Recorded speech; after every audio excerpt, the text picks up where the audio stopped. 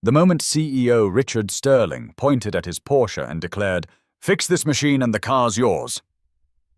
That Tuesday morning, he thought he was making an impossible challenge to humiliate the black janitor standing nearby.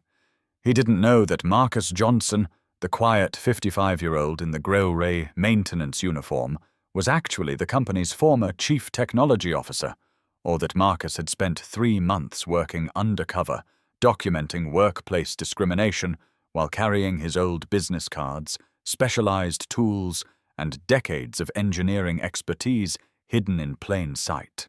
As Sterling added his cruel caveat excluding maintenance personnel from the prize, Marcus remained perfectly calm, drawing on years of experience with prejudiced executives and knowing exactly how to turn this moment of discrimination into a powerful lesson. What followed would not only destroy Sterling's career, but demonstrate to every witness the crucial difference between assumed authority and earned respect, between corporate titles and genuine competence. How did Marcus's preparation and dignity transform humiliation into justice? And what can you learn from his strategic response to workplace discrimination? Before we dive back in, I'd love to know where you're watching from today, and if you're enjoying these stories, be sure to subscribe, as tomorrow's special episode is something you won't want to miss. Interesting proposition, Mr. Sterling.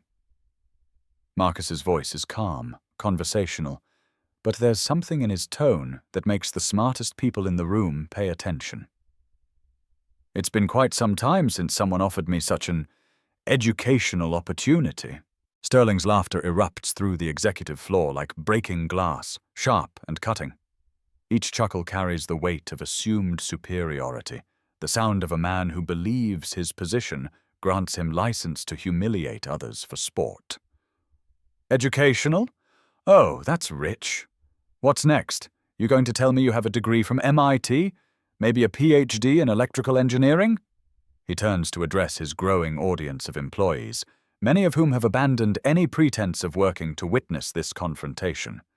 Vice presidents lean against door frames, middle managers cluster around coffee stations, and administrative assistants peer over their computer monitors.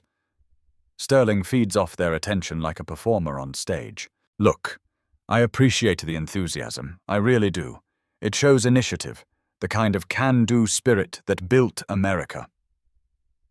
His voice drips with condescension. But let's maintain some grip on reality here. This is a $70,000 precision machine, not a mop bucket. We're talking about advanced computer systems, electrical engineering, diagnostic protocols that require years of specialized training. Marcus continues his methodical arrangement of cleaning supplies, but there's something different now in how he moves. Each action seems deliberate, purposeful, as if he's shifting from one mode of operation to another. He places his bottles of industrial cleaner in perfect rows, aligns his microfiber cloths with military precision, and checks each tool in his belt with the systematic approach of someone preparing for surgery. You know what your problem is? Sterling continues, emboldened by the silence of his audience and intoxicated by his own rhetoric. You people always think you're smarter than you actually are.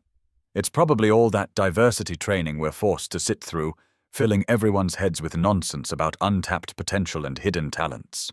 Lisa Chen, the vice president of operations, watches from her office doorway with growing discomfort. In her 8 years at Sterling Dynamics, she's climbed from an entry-level analyst position to the executive team through a combination of brilliant strategic thinking and careful political navigation. She's witnessed Sterling's casual cruelty before, seen how he uses public humiliation as a management tool, but something about this particular interaction feels different. The way Marcus moves around the machine troubles her. There's a familiarity in his posture, a confidence that doesn't match the narrative everyone accepts about who he is. When he examines the copier's control panel, his fingers trace the edges with the unconscious expertise of someone who has seen this model before. Not just seen it, but understood it at a fundamental level. This machine requires understanding of computer architecture, knowledge of electrical systems, familiarity with proprietary diagnostic protocols. Sterling lectures, his voice rising as he warms to his theme. These aren't skills you pick up watching YouTube tutorials in the employee break room between emptying trash cans. Kevin, the overwhelmed IT technician, shifts nervously from foot to foot. His community college training feels inadequate in the face of both the machine's complexity and his boss's expectations. "Sir, maybe we should just wait for the manufacturer's service team. They could be here by tomorrow afternoon." "Tomorrow afternoon?" Sterling's voice hits a pitch that makes several employees wince. "Do you understand what tomorrow afternoon costs this company? Do you have any concept of the revenue streams that depend on document processing, the client presentations that need to be printed, the contracts that require signature and distribution?" But Marcus has moved closer to the machine now, and his presence seems to shift the energy in the room. He's no longer the invisible maintenance worker pushing his cart through corporate corridors. There's something in his bearing, a quiet authority that makes even Sterling's bombastic performance feel hollow by comparison. "Actually, Mr. Sterling," Marcus says, his voice cutting through the executive's rant with surprising clarity, "I believe I can help with your problem." The word believe carries weight, implies confidence rather than hope. It suggests knowledge rather than wishful thinking. Several employees lean forward, sensing that something significant is about to happen. "Help?" Sterling's voice cracks slightly, the first hairline fracture in his confident facade. "The only way you can help is by staying out of the way while actual professionals handle this situation." But Marcus is already examining the machine's exterior with movements that are too practiced, too systematic for someone encountering this equipment for the first time. He notes the model number with the quick glance of someone accessing a mental database. He checks power connections with the efficiency of someone who understands electrical flow. From his cleaning cart, he produces a small leather tool case that seems oddly out of place among the industrial cleaning supplies. Lisa pulls out her phone, ostensibly to check messages, but actually to document what she's witnessing. The tool case Marcus opens contains precision screwdrivers, digital multimeters, and specialized diagnostic equipment that definitely doesn't belong in a janitor's kit. These are professional-grade instruments, the kind that cost hundreds of dollars each and require training to use effectively. "Where did you get those tools?" Lisa asks, stepping closer to get a better view. "Long story," Marcus replies, opening the machine's access panel with movements that flow like muscle memory. His hands know exactly which latches to release, which components to avoid, which safety protocols to follow. It's the kind of knowledge that comes from intimate familiarity, not casual observation. Sterling notices the expensive tools, and his bravado falters visibly. The confident smirk disappears, replaced by something closer to confusion. "Those look like they cost more than your monthly salary. You stealing from the IT department now?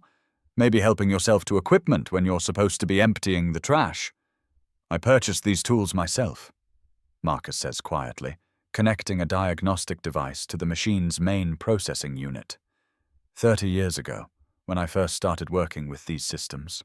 The admission hangs in the air like smoke from an explosion. 30 years. The phrase echoes through the minds of everyone listening, raising questions that don't have comfortable answers. 30 years of what? Working with which systems? What kind of janitor owns $3,000 worth of precision electronic equipment? The IT technician's eyes widen as he recognizes the diagnostic interface Marcus has accessed. "Sir, that's an engineering-level system menu. You need administrative privileges to get into those settings." Marcus doesn't respond immediately. He's absorbed in the machine's internal display, scrolling through error logs and diagnostic reports with the fluid expertise of someone reading a familiar language. The codes and technical readouts that had baffled Kevin are apparently as clear as English to the man everyone assumed was just another maintenance worker. "How do you know how to access that menu?" Kevin whispers, his voice filled with genuine confusion. Marcus pauses in his work, looking up from the machine for the first time since the confrontation began. When his eyes meet Sterling's, there's something there that makes the CEO take an involuntary step backward. It's not anger or resentment, but something deeper and more unsettling. The calm confidence of someone who knows exactly who they are and what they're capable of. "Some skills," Marcus says softly, his words carrying the weight of unspoken history. "You never forget, no matter how long it's been since you've had the opportunity to use them." The temperature in the room seems to drop as Sterling processes Marcus's words. His expensive suit suddenly feels constricting, and sweat begins to form along his hairline despite the aggressive air conditioning. The casual cruelty that had energized him moments before now feels dangerous, like a weapon that might explode in his hands. "All right, enough of this circus act," Sterling announces, his voice carrying a sharp edge of panic disguised as executive authority. "You've had your moment of fun, played your little game. Now step away from the machine before you cause permanent damage that the company will have to pay thousands to repair." Marcus doesn't stop working. His hands move through the machine's internal components with the methodical precision of a surgeon, removing circuit boards, testing electrical connections, identifying problems with the casual expertise of someone who has performed these procedures countless times. "I'm almost finished, Mr. Sterling. Just need to recalibrate the imaging drum assembly and update the firmware to the latest stable build." "Update the firmware?" Kevin's voice cracks with disbelief. "Sir, that requires manufacturers' administrative access codes. Only authorized service technicians have those credentials, and they guard them like state secrets." "No," Marcus says calmly, typing a complex series of commands into the machine's diagnostic interface. "It requires knowing the backdoor access protocols that were built into these systems during the original development process." The casual mention of development protocols sends a chill through the watching crowd. This isn't the language of someone who learned about copiers from user manuals or YouTube videos. This is the technical vocabulary of someone who was present during the creation process, someone who understands these machines at the architectural level. Sterling's face has gone pale, the healthy tan of weekend golf and expensive vacations replaced by the sickly hue of growing panic. "How could you possibly know about development protocols? Those are proprietary engineering secrets, protected by multiple layers of corporate security." Marcus reaches into his shirt pocket and withdraws a worn business card. The edges are frayed from years of handling, the text faded but still legible to anyone standing close enough. He examines it for a moment with an expression that mixes nostalgia with something deeper, regret, perhaps, or resignation. 25 years, he murmurs, more to himself than to the growing crowd of onlookers. 25 years since I've needed to use these particular access codes. Lisa has positioned herself where she can see over Marcus's shoulder, her phone camera capturing both his technical work and Sterling's increasingly panicked reactions. She's beginning to piece together a puzzle that doesn't fit with anything she thought she knew about Marcus Johnson, night shift maintenance worker and invisible member of the corporate hierarchy. "You're lying," Sterling says, but his voice lacks conviction. The words come out as more plea than accusation. "You're just some—" He struggles for the insults that usually flow so easily, his standard arsenal of put-downs suddenly feeling inadequate against whatever he's witnessing. Marcus completes the firmware update and initiates the machine's full restart sequence. LED displays flicker through initialization protocols, diagnostic systems run their checks, and gradually the angry red error codes disappear. In their place, steady green lights indicate full operational status. The transformation from broken equipment to perfect functionality takes less than 3 minutes. "Would you like me to run a test print to verify full operational capacity?" Marcus asks, his tone remaining respectfully neutral despite Sterling's increasingly frantic behavior. "I don't care about test prints," Sterling shouts, his voice echoing through the executive floor. I want to know how you knew how to do that. I want to know where you learned those procedures. Marcus prints a single page, the machine's comprehensive diagnostic report. The quality is perfect, showing resolution and color accuracy that exceeds the manufacturer's specifications. The printing speed is noticeably faster than before, indicating optimization beyond standard parameters. He hands the report to Kevin, who stares at it with growing amazement. "Sir," Kevin says to Sterling, his voice filled with technical appreciation, "this diagnostic report shows optimization settings I've never seen before. The machine is running at 130% of factory specifications, but all the safety parameters are still within acceptable ranges." 130%? Sterling snatches the paper from Kevin's hands, scanning the technical readouts as if they might reveal some explanation for what he's witnessing. "That's impossible. These machines are calibrated to precise tolerances by teams of engineers. You can't just optimize them like adjusting the carburetor on an old car." "Yes, they are calibrated to precise tolerances." Marcus agrees, beginning to pack his diagnostic equipment back into its leather case. "But those tolerances include significant safety margins built into the system architecture.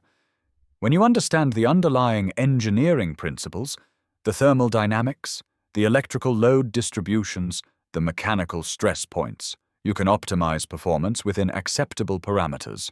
Lisa steps forward, her curiosity overcoming her professional caution. "Marcus, where exactly did you learn to do this kind of work?" For the first time since the confrontation began, Marcus allows himself a smile. It's not a happy expression. There's something profoundly sad in it, mixed with a growing sense of resignation about revelations that can no longer be avoided. "I learned it the same place I learned that some people never change, no matter how much time passes or how many opportunities they're given to grow beyond their prejudices." Sterling begins pacing behind his mahogany desk, his expensive Italian leather shoes clicking against the marble floor in an irregular rhythm that matches his accelerating heartbeat. "This is completely ridiculous. I don't care what kind of lucky guessing you managed, what YouTube tutorials you memorized. You're still just what, Richard?" The use of Sterling's first name cuts through the noise and confusion like a blade.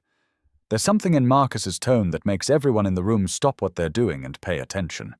The casual authority, the complete absence of deference, the way he speaks Sterling's name without any of the honorifics that corporate hierarchy demands. "Just what am I, Richard? What were you about to say?" Sterling's mouth opens, then closes. For the first time in the entire confrontation, he seems to realize that he's standing on ground that might not be as solid as he assumed. Marcus continues his methodical work on the machine, making final adjustments to internal settings with the confidence of someone who designed these systems from the ground up. "You know, it's interesting. 25 years ago, I had a conversation remarkably similar to this one, with a young intern who thought that his Harvard MBA made him inherently superior to the people who actually built and maintained the systems he was trying to manage."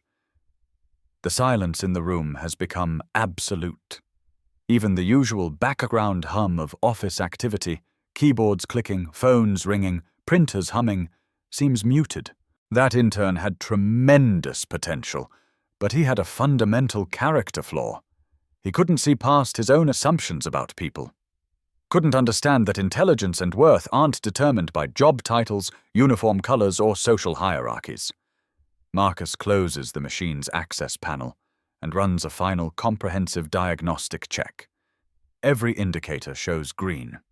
Perfect operation across all systems. I tried to mentor that intern, spent considerable time trying to teach him that genuine leadership comes from lifting others up, not from putting them down. That respect isn't something you give selectively based on someone's position in the corporate hierarchy, but something you extend to every human being as a matter of basic decency. Sterling has stopped pacing. He stands very still behind his desk, and there's something in his expression that suggests a terrible understanding is beginning to dawn.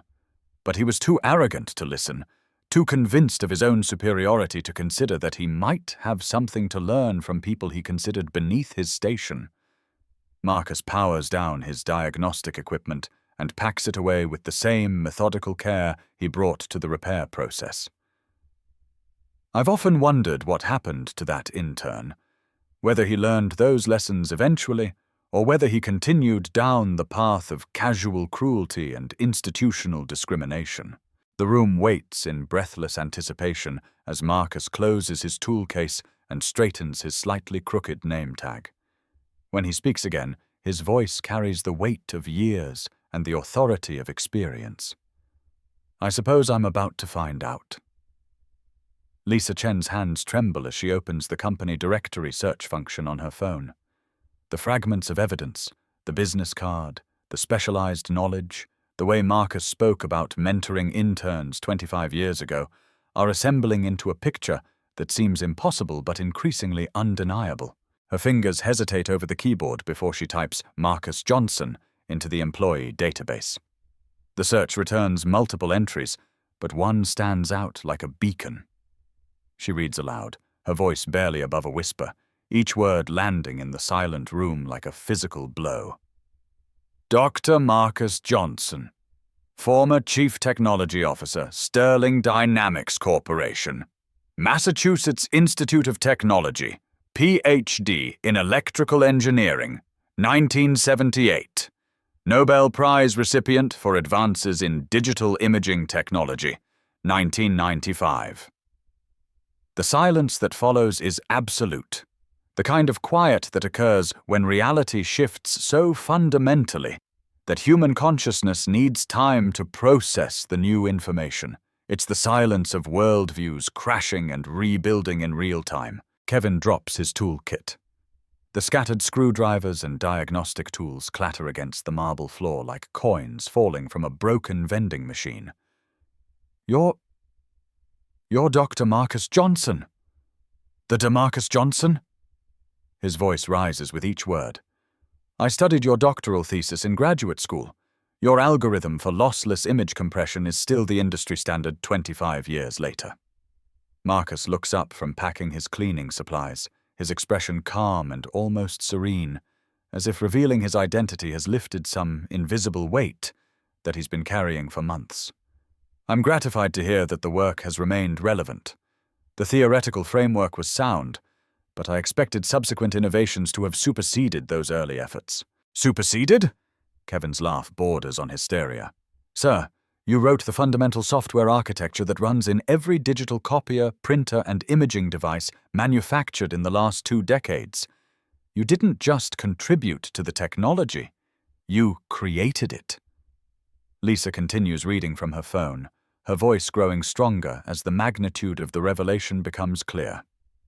Dr. Johnson held 43 breakthrough patents in digital imaging and document processing. He designed the automated systems that run this entire building. Under his leadership as CTO, Sterling Dynamics grew from a regional company to the global leader in document technology. This building? Sterling's voice cracks like an adolescent's. He designed this building? The integrated climate control systems, the network architecture, the security protocols, the elevator management systems, all of it bears his digital signature in the technical documentation. Lisa confirms, scrolling through pages of company history. According to this, Dr. Johnson personally oversaw the construction and implementation of every technological system in this facility. Marcus has finished organizing his supplies and now leans against the machine he just repaired. His machine, designed according to his specifications, running software he wrote. He watches Sterling's mental collapse with the detached interest of a scientist observing a chemical reaction. After retiring in 2000, Lisa continues, Dr. Johnson established the Johnson Foundation for Workplace Equality, which has provided educational scholarships for over 10,000 students from disadvantaged backgrounds. 10,000, Marcus says quietly, his voice carrying the satisfaction of goals achieved and promises kept. Most of them went on to successful careers in technology, engineering, medicine, and scientific research. Brilliant young people who just needed someone to believe in their potential, regardless of where they came from, what they looked like, or what their parents did for a living. Sterling slumps into his leather executive chair as if his legs can no longer support his weight. The fight drains out of him as the full magnitude of his mistake becomes undeniably clear. "Why?" he whispers, the single word containing volumes of confusion and growing horror. "Why are you working as a janitor? Why are you here, doing maintenance work in the company you used to run?" Marcus considers the question with the seriousness it deserves, taking time to formulate an answer that encompasses months of careful observation and painful discovery. "I retired early because I wanted to understand something fundamental about the organization I had built. I wanted to see how the company culture I tried to establish, the values I thought I had instilled, had evolved in my absence." He gestures around the room, taking in the shocked faces of executives and staff members who had witnessed his daily humiliation without intervention. "I spent 3 months applying for various positions throughout the company at different levels. Engineering roles, management positions, consulting opportunities, positions for which I was objectively overqualified by any reasonable measure." The implications hit the room like a physical force. Several employees exchange uncomfortable glances, suddenly remembering application reviews, interview panels, hiring decisions that now appear in a completely different light. Maintenance work was the only position I could secure without using my real credentials or revealing my identity. Interesting revelation, don't you think? A 60-year-old black man with an MIT PhD and a Nobel Prize can only find employment emptying trash cans in the company he once led. The words hang in the air like an indictment. Several employees look away, unable to meet Marcus's steady gaze. "But that systematic hiring discrimination wasn't the most disappointing discovery," Marcus continues, his voice carrying the weight of months of careful documentation. "The real revelation came from observing how people like you, Richard, treated those they perceived as powerless. Watching how the culture of casual cruelty had not only survived my departure, but actually flourished in the years since." Marcus reaches into his jacket pocket and produces a different card. Not the faded business card from before, but a crisp new one embossed with the corporate logo. He places it on Sterling's desk with the deliberate precision of someone playing a winning card. "I received this yesterday from Chairman Harrison. The board of directors has formally invited me to return as chairman of the board. They've been receiving increasingly troubling reports about workplace harassment, discriminatory hiring practices, and what the employee satisfaction surveys delicately term leadership toxicity." Sterling stares at the card as if it might spontaneously combust, his face cycling through expressions of disbelief, panic, and dawning comprehension. "I've been documenting everything, Richard. Every cruel comment, every instance of discrimination, every time you've used your position to humiliate someone you believed couldn't fight back. The board has reviewed all of it. Video recordings, audio transcripts, witness statements from employees who were finally willing to speak when they knew someone was listening." Lisa's phone buzzes with an incoming call. She glances at the screen and her face goes pale. "It's Chairman Harrison. He's requesting an emergency board meeting in Conference Room A. He says it's urgent and all executives should attend immediately." Marcus straightens his maintenance uniform and adjusts his slightly crooked name tag one final time. "Well then, I suppose it's time for me to change into more appropriate attire. I have a board meeting to attend and some significant policy changes to propose." As he guides his cleaning cart toward the executive elevator, he pauses beside Sterling's desk.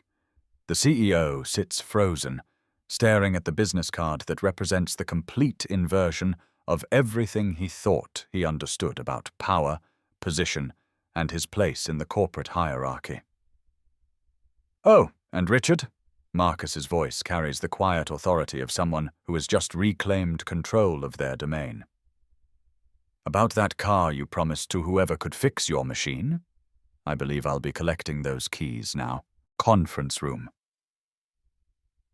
with an electric tension as the emergency board meeting convenes exactly 30 minutes after Lisa's phone call.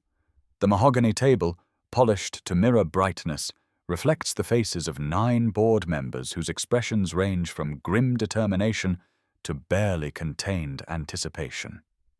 Marcus enters through the main doors, having traded his grey maintenance uniform for an impeccably tailored navy suit that transforms him completely. The difference is startling. Gone is the invisible service worker, replaced by the commanding presence of a technology visionary whose reputation preceded him into boardrooms around the world. His company identification badge, freshly reactivated, bears his full credentials. Dr. Marcus Johnson, chairman of the board. Richard Sterling sits at the far end of the conference table, flanked by 2 corporate security officers who maintain professional distance while making their purpose unmistakably clear. His executive privileges have been suspended, pending the outcome of this meeting. The Porsche keys sit in the center of the mahogany table, like evidence in a criminal trial, their chrome finish catching the overhead lighting. Chairman William Harrison, a distinguished man in his 70s who helped recruit Marcus decades ago, opens a thick manila folder filled with documentation that represents 3 months of meticulous investigation. Before we address the primary matter, I want to acknowledge Dr. Johnson's return to active leadership. His willingness to conduct this undercover assessment has provided invaluable insights into our corporate culture. Harrison begins reading from the documented incidents, his voice carrying the weight of institutional judgment. The investigation reveals a systematic pattern of discriminatory behavior spanning 3 years under Mr. Sterling's executive leadership. 15 separate instances of racial discrimination, 12 documented cases of harassment based on job classification, and 7 verified incidents where qualified employees resigned specifically due to hostile work environment. Marcus listens with professional detachment as the charges are enumerated. 3 months of careful documentation, hidden recording devices, witness statements, email archives, meeting transcripts, all building an irrefutable case that will reshape the company's future. The most egregious incident, Harrison continues, occurred this morning when Mr. Sterling publicly humiliated a company founder while making explicitly discriminatory remarks about race and social class. This behavior was witnessed by multiple employees and recorded for review. Sterling finally speaks, his voice barely audible. I didn't know who he was. How could I possibly have known his real identity? That's precisely the fundamental problem, Richard. Marcus responds, his tone carrying more sadness than anger.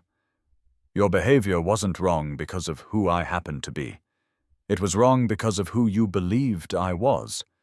You treated a fellow human being with calculated cruelty and public humiliation because you assumed they lacked the power to defend themselves. The board votes unanimously to terminate Sterling's employment with immediate effect. No severance package, no transition period, no golden parachute that might soften the consequences of his systematic discrimination. His corporate credit cards are cancelled during the meeting, his building access badges deactivated, his reserved parking space reassigned. As security escorts Sterling from the building, employees gather at windows throughout the 42-story structure. The same people who had been forced to witness his morning cruelty now observe his departure with a mixture of relief, satisfaction, and something approaching justice. Within 48 hours, Marcus has personally contacted the 7 employees who resigned during Sterling's tenure due to harassment and hostile work environment. All 7 accept offers to return with significant promotions, substantial salary increases, and formal written apologies from the board of directors acknowledging the company's failure to protect them. The Johnson Foundation announces a major expansion, a $2 million scholarship fund specifically dedicated to children of service workers, janitors, security guards, food service staff, maintenance technicians, who demonstrate academic excellence and dream of careers in technology and engineering. The first recipient is Maria Gonzalez Jr., son of the night shift cleaning supervisor who had quietly supported Marcus during his months of undercover observation. Sterling's former corner office undergoes immediate transformation. The space is converted into a wellness and meditation center for employees at all levels. A bronze plaque beside the entrance reads, "Every job has dignity. Every person has worth. Dr. Marcus Johnson." The expensive fountain pen Sterling used to sign termination papers for undesirable employees is donated to the Smithsonian's exhibit on workplace civil rights. The investigation expands beyond Sterling's personal conduct. 3 middle managers who actively participated in discriminatory hiring practices are placed on administrative leave pending comprehensive review. The entire Human Resources Department undergoes mandatory retraining on unconscious bias recognition, inclusive hiring practices, and workplace dignity protocols. Marcus implements a revolutionary policy that sends shockwaves through corporate America. Every executive at Sterling Dynamics must spend 1 full week per year working in an entry-level position within the company. The purpose is maintaining authentic connection with the human reality behind corporate decisions and preventing the emotional distance that enables systematic dehumanization. Sterling's attempts at damage control fail spectacularly. His LinkedIn profile, once a showcase of corporate achievements and industry recognition, becomes a cautionary tale shared in business ethics courses nationwide. His personal brand, built on results-oriented leadership and tough decision-making, crumbles as former colleagues and industry contacts distance themselves from his toxic legacy. The white Porsche 911 that Sterling had casually offered as a prize finds a deserving new home. At a company-wide ceremony, Marcus presents the keys to Tom Rodriguez, the young IT technician who had struggled with the copier repair that morning. "Intelligence and dedication deserve recognition," Marcus explains to the gathered employees. "Symbols of success should belong to people who earn them through character and competence, not through cruelty and position." 6 months later, Sterling makes contact through intermediary lawyers, seeking a second chance and perhaps a position within the Johnson Foundation's emerging programs for executives who want to address their discriminatory behaviors. Marcus's response is measured but firm. Personal transformation is always possible, but it must be authentic and sustained. It must come from genuine understanding of harm caused, not simply from experiencing consequences. The company's stock price rises 18% in the quarter following Sterling's departure, as investors respond positively to leadership changes and improved employee satisfaction metrics. The story of Marcus's revelation spreads throughout the technology industry, inspiring other companies to examine their own cultures, hiring practices, and treatment of service employees. Industry publications run cover stories about the Sterling Dynamics transformation, and Marcus finds himself fielding requests from corporations worldwide, seeking guidance on creating genuinely inclusive workplace cultures. The incident becomes a case study in business schools, examining how toxic leadership can be systematically identified and addressed. Most significantly, the changes extend far beyond corporate policy modifications. They represent a fundamental shift in how power, respect, and human dignity intersect in professional environments, creating ripple effects that reach into companies and organizations across multiple industries. 1 year later, Sterling Dynamics has transformed into a model of inclusive corporate culture. Marcus splits his time between chairman duties and the Johnson Foundation, which now operates globally. The Marcus Johnson Protocol has been adopted by over 200 companies worldwide. A young intern asks Marcus, "How do we avoid becoming like Sterling? Remember that every position of power is temporary, but how you treat people creates permanent impact." Marcus replies, "True leadership means proving everyone deserves respect, regardless of their title or uniform." The company's transformation proves that dignity isn't just morally right, it's strategically effective. Productivity has increased, innovation has accelerated, and employee retention has reached all-time highs. Sterling completes his rehabilitation program slowly, confronting decades of prejudice. Everyone deserves the opportunity to become better. Marcus explains, but it must be earned through consistent action, not just words. The revolution Marcus started in one building has spread worldwide, challenging every workplace to examine its fundamental values. This story ends, but the movement continues. In your workplace, there's likely a Richard Sterling, someone using power to humiliate those they think can't fight back. Look around tomorrow. Notice who gets ignored, whose ideas get dismissed, who needs an ally. The Marcus Johnsons are everywhere. Brilliant people overlooked because of assumptions about their background or position. You have power to change this. When you see disrespect, intervene. When contributions get ignored, amplify those voices. When hiring favors comfort over competence, advocate for fairness. Support the Johnson Foundation's work expanding globally. Share this story to raise awareness. Most importantly, examine your own biases and challenge yourself to see beyond titles and uniforms. Your moment of choice is coming. Someone needs an advocate, needs recognition, needs someone to stand against casual cruelty disguised as corporate culture. Respect isn't earned by position, it's demonstrated by character. Your true power shows in how you treat people who appear unable to help your career. Be the Marcus in someone's story, not the Sterling. What will your moment of justice look like? The revolution starts with you.